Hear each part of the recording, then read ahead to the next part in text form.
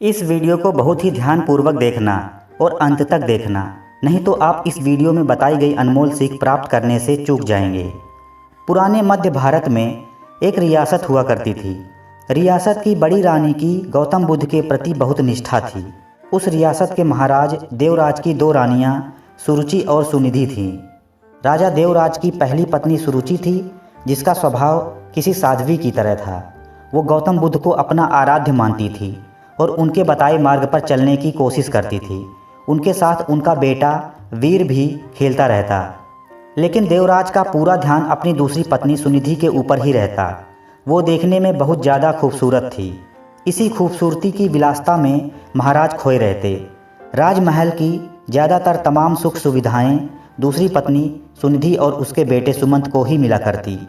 दोनों ही पत्नियों के राजदुलारों की खिलखिलाहट से पूरा महल जगमग रहता। रियासत के लोगों को भी पता चल चुका था कि उन्हें होने वाला राजकुमार मिल चुका है। राज्य के लोग अक्सर सोचा करते कि भविष्य में राजगद्दी पर कौन बैठेगा, तो इस पर ज़्यादातर लोगों का मत सुरुचि के पुत्र वीर के ऊपर ही था कि भविष्य के राजा वही होंगे, क्योंकि धर्म और नीति के अनुसार बड़े पुत्र को ही राजगद्दी मिलनी चाहिए। लेकिन समय की लकीरों को कुछ और ही मंजूर था। देवराज की पहली पत्नी सुरुचि का स्वभाव बड़ा शांत और न्याय संगत था। वो न्याय धर्म और बौद्ध धर्म की बातें किया करती थी। माँ की संगत पाकर बेटा वीर भी उसी स्वभाव का हो गया था। वीर अब बड़ा हो रहा था। उसका स्वभाव ऐसा हो गया कि उसे जो भी मिलता वो भी माँ की तरह संतोष कर लेता। समय का चक्र चलता है। एक दिन रियासत का दरबार सजा हुआ था। उसी दिन भावी राजकुमार के नाम की घोषणा भी की जानी थी। सभी इस बात को लेकर आत्मविश्वासी हुए पड़े थे कि होने वाला राजकुमार वीर ही होगा। महाराज अपनी पत्नी सुनिधि के साथ सिंहासन पर बैठे हुए थे। महाराज छोटे बेटे सुमंत को दुलार रहे थे। वहीं वीर अपनी मां सुरुचि के साथ दरबार में बैठा हुआ था। सभी पुरोहितों ने वीर की मां को बता दिया था कि आज राज दरबार में वीर के राज तिलक की पूजा है, उसे तैयार करके लाना। वीर की मां सुरुचि ने भी बड़े दुलार से अपने बेटे को तैयार किया और ईश्वर के सामने प्रार्थना की और माथा टिकवाया। महल में शंख बजने शुरू हुए। पुरोहितों ने वीर का नाम भी लिया। बालक वीर सौम्य अंदाज में पिता की गद्दी की तरफ बढ़ा और अपने पिता का आशीर्वाद लिया। पिता आशीर्वाद देने के लिए हाथ उठाते कि दूसरी रानी सुनिधि ने पीछे धकेल दिया। वीर की आंखों से आंसू गिरने लगे। भरे राज दरबार में गुस्से से लाल रानी सुनिधि ने वीर की कलाई को मोड़ दिया था। उन्हें सिंहासन पर पहुंचने से रोक दिया। फिर सुनिधि ने अपने कड़े शब्दों और सख्त आवाज़ में कहा कि तुम इस सिंहासन और महाराज की गोद में नहीं बैठ सकते। सिंहासन में बैठने वाला काबिल हो या ना हो, वो चहेती रानी का पुत्र ही होना चाहिए। तुम दासी के बराबर वाली रानी के पुत्र हो। सिंहासन पर मेरा पुत्र सुमंत ही बैठेगा, और जो सिंहासन पर बैठेगा जनता उसी को राजकुमार मानकर आदर सम्मान देगी। तुम जाओ अपनी माता के पास और बुद्ध की सेवा करो। मेरे रहते तुम्हें आत्मसम्मान कभी नहीं मिल सकता। जाओ पहले अपना भाग्य बदल कर आओ। राजकुमार बनने के लिए तुम्हें मेरी कोख से जन्म लेना पड़ेगा। यह सब सुनकर पूरा राज दरबार हक्का बक्का रह गया। सभी दरबारी आश्चर्य भरी नज़रों से महाराज देवराज की ओर देखे जा रहे थे कि महाराज कुछ बोल क्यों नहीं रहे। लेकिन महाराज बोलते भी क्या, वे नज़रें झुकाए बैठे थे, क्योंकि उनकी आंखों और मन पर तो रानी सुनिधि की खूबसूरती और विलासिता का पर्दा पड़ा हुआ था। ऐसे में भला वो रानी का विद्रोह कैसे कर सकते थे? अगर वो रानी का विद्रोह करते तो उनकी विलासिता भरी रातें कैसे रंगीन होती, खूबसूरत जिस्म का आनंद लेने से वंचित हो जाते। वीर को अपनी सौतेली माँ की बातों से ज़्यादा बुरा अपने पिता के चुप रहने का लगा। कुछ देर बाद वो राजमहल के बाहर चला गया। संध्या आरती का समय हो चला था। वीर की माँ सुरुचि ने वीर को अपने पास बुलाया। वीर का चेहरा देखकर वो घबरा गई। वीर ने उनसे कहा कि माँ, पिताजी हमारे साथ ऐसा क्यों करते हैं? अब हमारा क्या होगा? क्या मुझे कभी किसी का मान सम्मान प्राप्त नहीं हो पाएगा? जवाब देते हुए वीर की माँ ने अपनी उंगली से मंदिर की तरफ इशारा किया।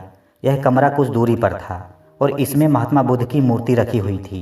वीर ने इशारा करते हुए पूछा, वह क्या है माँ?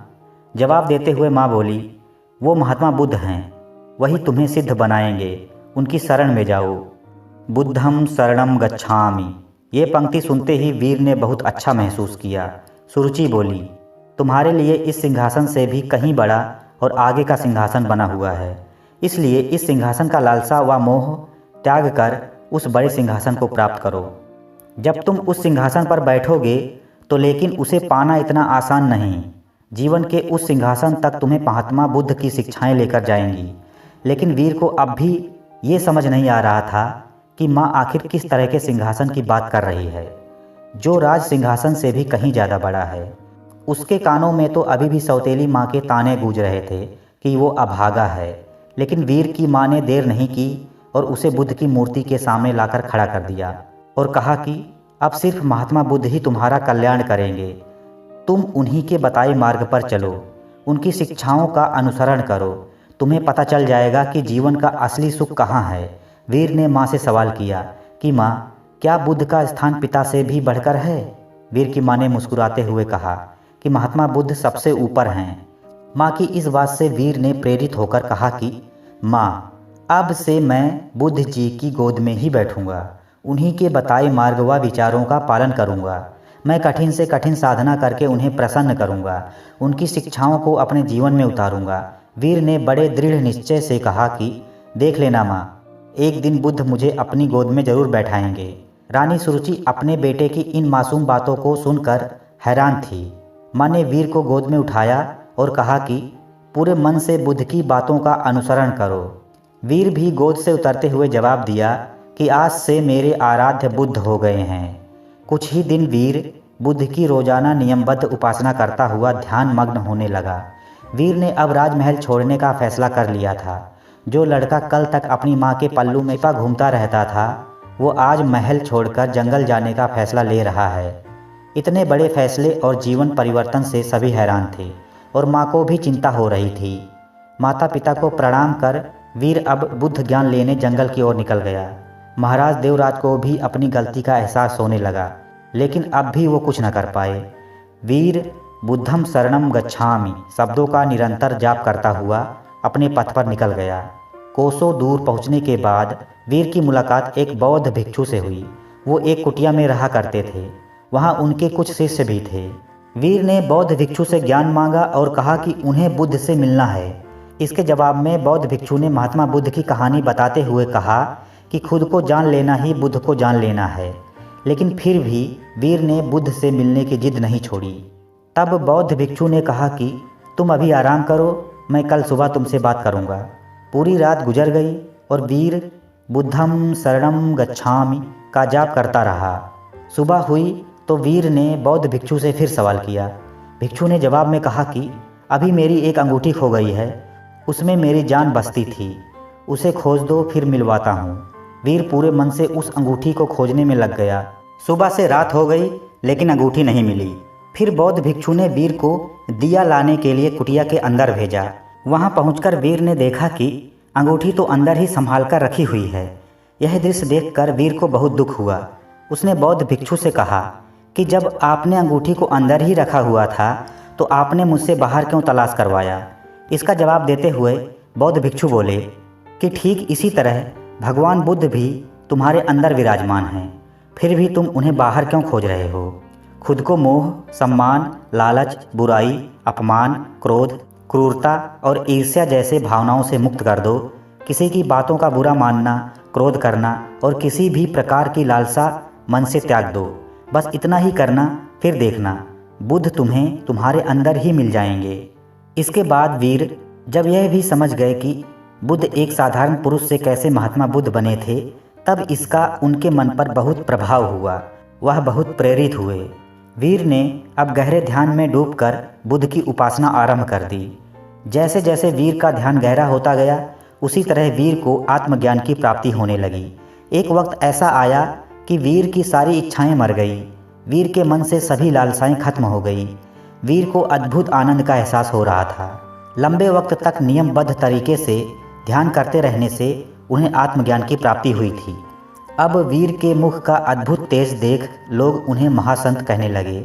यह बात कुछ समय बाद मध्य रियासत तक पहुंच गई कि पर्वत की शिला में कोई बड़े प्रतापी तेजस्वी बौद्ध भिक्षु ध्यान में मग्न रहते हैं।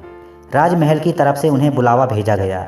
रियासत की हालत ठीक नहीं चल रही थी, क्योंकि महाराज का दूसरा बेटा विलासिता में बर्बाद हो चुका था।